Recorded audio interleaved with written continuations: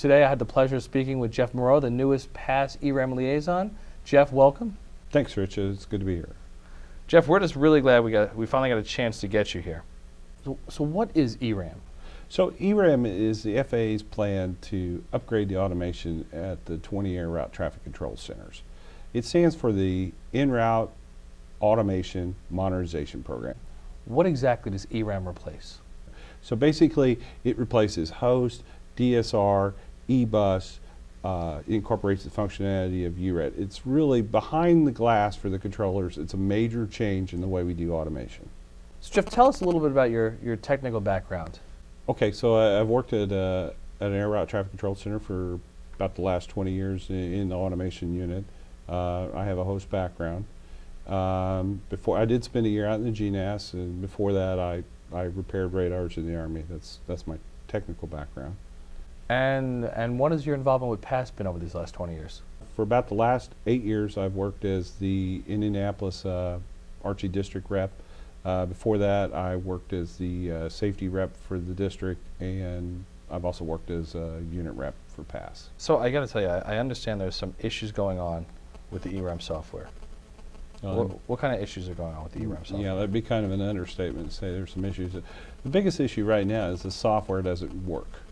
So now, depending on who you ask, whether you ask the agency or you ask the unions, you'll get completely different answers on that. But basically the software is not performing as people would expect it to. So as the liaison, how has PASS been getting involved in this program?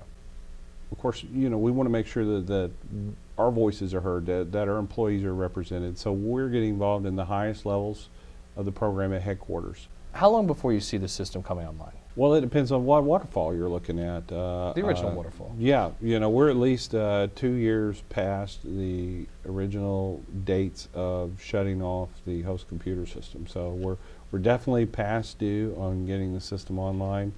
We're definitely, by the FAA's own number, over budget. How much? So, by one briefing I received in the stakeholders, we were 7/10 of a billion over budget. Wait, 7/10 of $1 billion? They're in the process right now of rebaselining the system, setting new goals, getting money from Congress to fix what is broke in the system. So, but this is the thing. This is what you see in these systems. If we don't meet our goals, then we just set a new one. 2 years late, over budget. How do we get this far? Why wasn't PASS involved?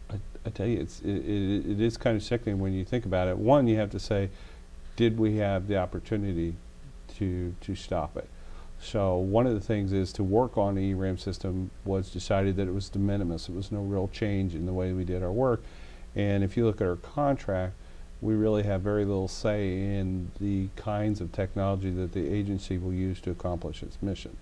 Are you looking for any support from the field? So the software needs a lot of work, and so what we're doing right now is we're looking to establish a tech ops user team. So what we have right now is currently technicians can see problems and they can file a ticket on the system in what's called the AIMS database.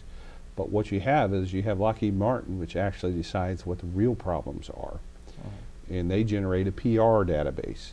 And from there, they build up solutions, and they'll come to the FAA with solutions with price tags on them. And they'll have, here's a problem we see, and we have solution A, B, or C. And basically, you pick one of those solutions and literally write us a check for a certain dollar amount, and we'll patch the code to fix it. Jeff, thank you so much for coming by. Is there anything else you want to add? I tell you, it's really been a pleasure to sit here and talk with you about this. We're at the start of this process. I tell you, anybody that's impacted by ERAM out in the field that can provide information that's willing to work with us, I want to hear from them.